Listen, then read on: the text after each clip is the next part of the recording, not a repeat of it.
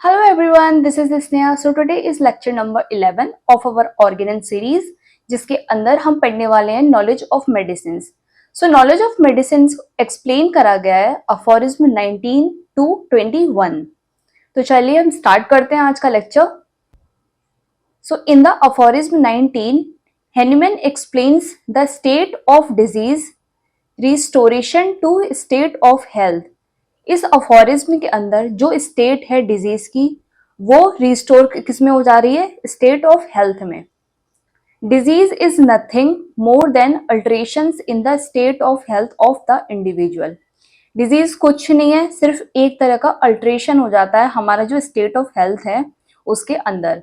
Medicine have power to alter men's healthy state, और medicine के अंदर वो पावर होती है कि वो अल्टर कर पाए जो मैन की हेल्दी स्टेट है, हेल्दी स्टेट में अल्टर कर पाए। जो डिजीज स्टेट है उससे वो मेडिसिन हमारे हेल्दी स्टेट में रिस्टोर कर देती है। दे प्रोड्यूसेस सिम्टम्स, फिर जो मेडिसिन है वो उसके अंदर क्या प्रोड्यूस करती है? सिम्टम्स प्रोड्यूस करती है। Hence they cure the disease. पहले पेशेंट के अंदर वो अपने सिम्टम्स, जो भी मेडिसिन के सिम्टम्स होते हैं उनको प्रोड्यूस करती है एंड देन उसके बाद वो क्योर कर देती है उस डिजीज का। The disease curing power is the disease producing power. ये जो स्टेंजा है, ये लाइन है, ये बहुत ज्यादा इंपॉर्टेंट है कि जो डिजीज को क्योर करने की पावर है एक मेडिसिन के अंदर is the disease producing power. वही क्या है? एक डिजीज को प्रोड्यूस करने की पावर भी रखती है।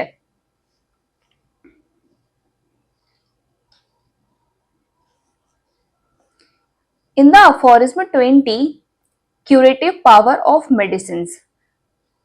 अब हम क्या पढ़ते हैं? क्यूरेटिव पावर पढ़ते हैं उस मेडिसिन की। The spirit like power of medicine to alter person state of health. मतलब मेडिसिन के अंदर कैसी पावर होती है? एक स्पिरिट लाइक पावर होती है मेडिसिन के अंदर जो अल्टर कर सकती है हमारे पर्सन की स्टेट ऑफ हेल्थ को। It lies hidden in the inner nature of medicine. ये कहाँ पर लाई करता है? ये लाई करता है एकदम हिडन नेचर होता है उस मेडिसिन का। It is discovered not by reason but by experiencing the phenomena. ये कुछ डिस्कवर्ड नहीं करा गया, ये हमें कुछ डिस्कवर्ड से नहीं पता चला है। इसका रीजन हमने ये एक्सपीरियंस करा है, उसको प्रैक्टिकल करा है उसका, तब हमें ये फिनोमिना पता चला है। It's action on healthy organism. इसका जो एक्शन होता है हेल्दी ऑर्गेनिज्म पर उसको हम ड्रग प्रूविंग बोलते हैं। In the aphorism 21 the curative principle in medicine. अब क्यूरेटिव प्रिंसिपल के बारे में पढ़ते हैं। तो मेडिसिन हमारी क्या है? रेमेडी है। Medicine possess power to alter state of person when they cure the morbid phenomena या symptoms of disease in patient called as remedy। Medicine के अंदर पावर होती है जो अल्टर कर देती है स्टेट ऑफ पर्सन की, और वो क्योर कर सकती है जो भी मॉर्बिड डिजीज है हमारी, या फिर उसके जो सिम्टम्स आ रहे हैं उस डिजीज के किसी भी पेशेंट के अंदर, उसको क्योर कर सकती है वो मेडिसिन। तो हम उसको क्या बोलते हैं? रेमेडी बोलते हैं उस मेडिसिन को जो क्योर करती है। The curative property of medicine is brought into play only on the production of peculiar symptoms, also can be called as morbid symptoms in healthy person is due to this inducing power।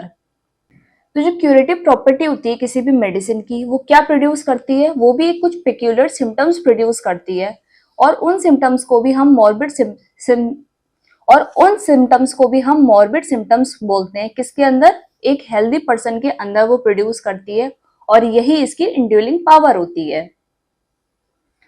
सो जो medicine cure करती है किसी patient को, उसके जो भी symptoms होते हैं उस डिजीज के पेशेंट के अंदर, उसको जो क्योर करती है, तो उस मेडिसिन को हम क्या बोलते हैं? रेमेडी बोलते हैं। नेक्स्ट हम देखते हैं different modes of treatment. So different modes of treatment Hahnemann ने कौन से अफोरिज्म में एक्सप्लेन करा है? In the aphorism 22 to 25। अब ये क्या है? अलग अलग मोड हैं ट्रीटमेंट के। सबसे फर्स्ट क्या है हमारा? अफोरिज्म 22 के अंदर एलोपैथी को एक्सप्लेन करा गया है। एलोपैथी क्या होता है? एक हिट्रोजिनस टाइप ऑफ मेडिसिन होती हैं जो बेस्ड बिल्कुल नहीं होती है सिमिलर लॉ पर, और अपोजिट लॉ पर भी बेस्ड नहीं होती हैं वो। एंटीपैथी भी मेडिसिन क्या करती हैं कि जो सिम्टम्स होते हैं उस डिजीज के वो रिमूव्ड कैसे होते हैं, वो रिमूव होते हैं प्रोडक्शन ऑफ अपोजिट, जो मेडिसिन का अपोजिट सिम्टम बना लेती हैं बॉडी के अंदर। मतलब जो सिम्टम होते हैं डिजीज के उसके अपोजिट सिम्टम बना लेती है मेडिसिन। एंटीपैथी या इनेंटियोपैथी कैसा क्या करती हैं, पेलिएटिव होती हैं। कैसी होती हैं, पेलिएटिव होती हैं, जो हमारे सिम्टम्स को पुश कर देती हैं। But symptoms are not removed, सिर्फ वो पुश होते हैं, वो रिमूव्ड नहीं होते हैं। They return again with increase intensity. तो हमारे सिम्टम्स जब रिमूव नहीं होते हैं, कुछ टाइम के लिए पुश हो जाते हैं, पेलिएट हो जाते हैं और फिर से रिटर्न होते हैं अपनी इंक्रीज इंटेंसिटी के साथ। अफॉर्ज्म 24 में होम्योपैथी को एक्सप्लेन करा गया है। Medicine which are similar selected on totality of symptoms, कैसे सेलेक्ट होती हैं, टोटलिटी ऑफ सिम्टम के बेसिस पर। Pathogenetic effect are known, tested on healthy individuals. Medicine produce artificial morbid state similar to natural disease. इसमें क्या होता है कि जो मेडिसिन इसमें होती हैं हमारी होम्योपैथी में, वो क्या प्रोड्यूस करती हैं, एक आर्टिफिशियल मॉर्बिड स्टेट या फिर कुछ आर्टिफिशियल सिम्टम्स को प्रोड्यूस करती हैं जो कैसे सिमिलर होते हैं उस नेचुरल जो डिजीज है उसी की तरह ही होते हैं। और ये बेस्ड होता है हमारा लॉ ऑफ सिमिलर्स पर। नेक्स्ट हम देखते हैं अफोरिज्म 25। इसके अंदर होम्योपैथी को क्या बोला गया है, द हीलिंग आर्ट।